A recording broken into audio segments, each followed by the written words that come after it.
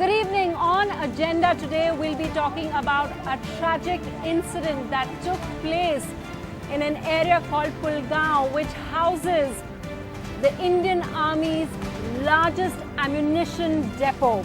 A fire that took place in the middle of the night there has just a couple of hours ago been put out.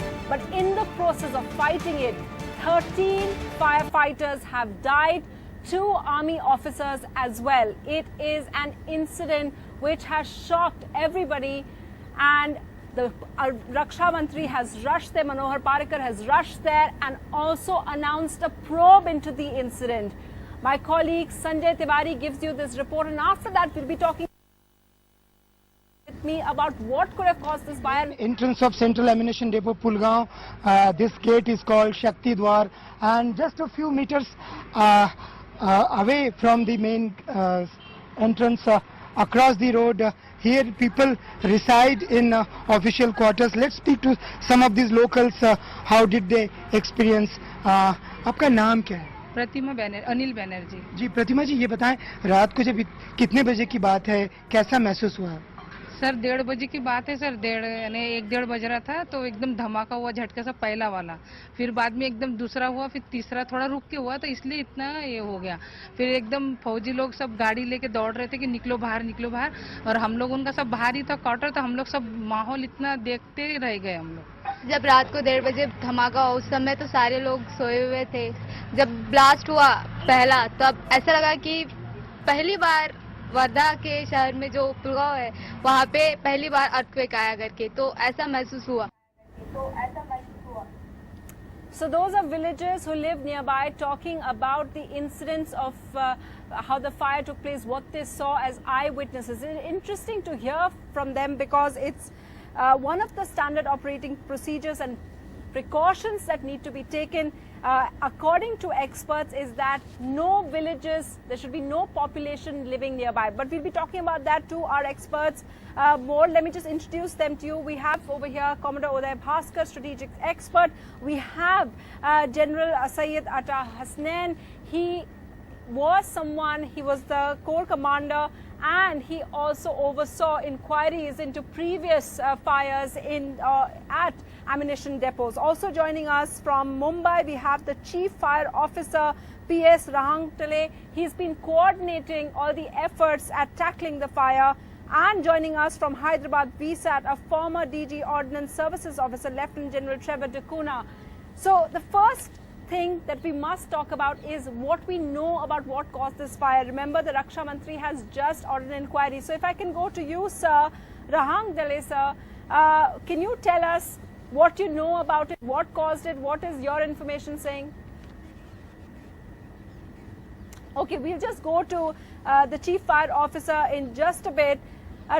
General Trevor D'Cunha, if I can just go across to you, how much ammunition, because that is something nobody is talking about just yet, how much ammunition do you think would have been damaged in a fire like this? Good evening to you, Sunitra. As regards the quantum of ammunition, from what I have seen on TV, I would surmise that it was only one explosive storehouse or magazine that was involved, after which the fire was contained. Now, the maximum quantum of ammunition that is stored in a storehouse or magazine is in the range of 400 tons.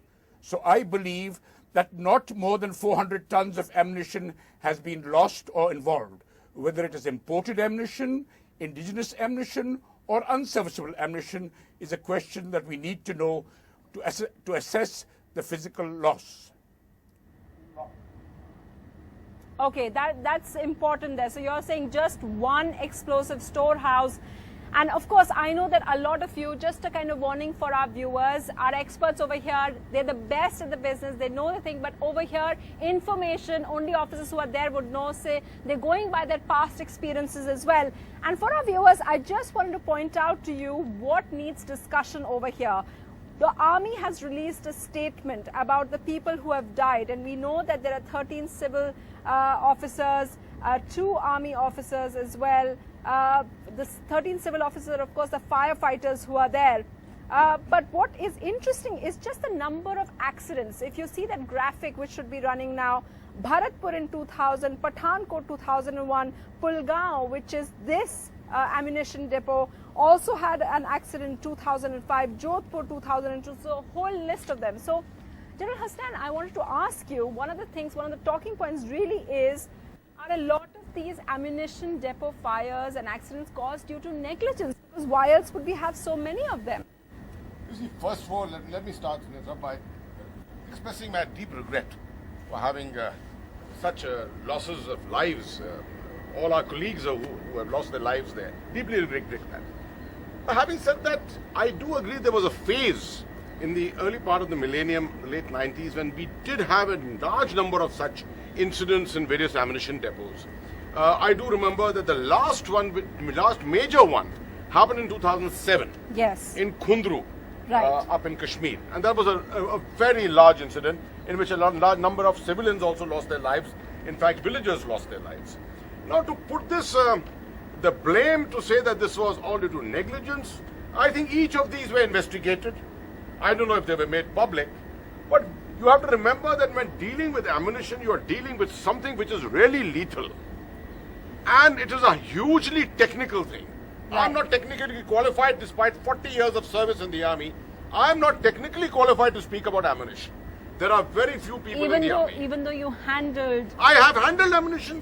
I've handled, I've had a whole ammunition depot under me. But the issue still remains that it is the hands-on man who handles that. He's the best person who can tell you about it. But generically, I can tell you this. The army takes all precautions. And an issue which you raised in the beginning that there could be, why are there villages around these places, losses of lives because of that? Well, I think anywhere in India today you go, you will always find a population. And the second thing is you will find a lot of encroachment. Yes. Right? So because of that, there are deviations to certain safety regulations, which are sanctioned at the very high levels after taking into consideration various aspects of the history You're saying of that. in Pulgaon, it could be, villagers were living where they weren't supposed to. Not really saying that. What I'm saying is that we need to be, I'll probably have to go into greater detail to know that, as to whether there was deviation from norms. And Okay. these villages are allowed to come up around the ammunition depot or not. Okay. That's something completely Okay, different. but General Hasnan, you do acknowledge a fact which I think bears to be emphasized. You say, yes, all these accidents that we mentioned, they had inquiries ordered. Like today's incident has had an inquiry been ordered by the MOD Ministry of Defense, but you don't know, even you don't know what happened to those inquiries. And I was speaking to General H.S. Panag earlier, and he has said that, a lot of these are due to negligence, and he said that the problem is that apart from Kundru, which you were there and he was there as well, apart from Kundru is the only one that he knows of where they knew the exact cause and the inquiry report has come out. So one of the major things to look out for is that we don't know what caused them. Do you think that is a problem, that so many accidents have happened and yet no one really knows why these ammunition depots, what happened in all of them? Sunitra, I'd like to pick up the word negligence that you had underlined. Let me add to what Atta has said, General Hasnain has said, and first of all, of course, we condole the loss of life and extend our condolences to the families. But there is a larger point here, which is that if you look at the holding of ammunition by the Indian Army, there is one particular characteristic which I would say is the negligence on the part of Delhi. And I'm saying this, with, shall we say, very objectively. What I mean by negligence is that today the CAG of India has pointed out that 18% of the total ammunition holding of the Indian Army is what is called in temporary accommodation. Yes. And the rule book says no ammunition should be kept in temporary accommodation. This is not new. Right. It's a problem that is accreting for the last 30 to 40 years. And the total quantum, it may surprise you and the viewers, is about 71,000 metric tons. So as a result, I think our army colleagues are hard pressed. In many ammunition depots, ammunition is out there in the open sometimes. Added to this, you have a lot of ammunition that has to be That's right. disposed Yeah. because it's old. There are mines Yeah. which go back to 30, 40 years. Yeah. So I think the word negligence has to be applied institutionally. Understand. It's a pity that this has happened and so many lives have been lost. Yes. But this problem has been staring the Indian leadership in the face for the last 30, 40 years that I can remember, and nothing has been done. And every time we have this, there will be the usual responses, Parliament will discuss, but Yeah. I'm afraid nothing tangible will happen.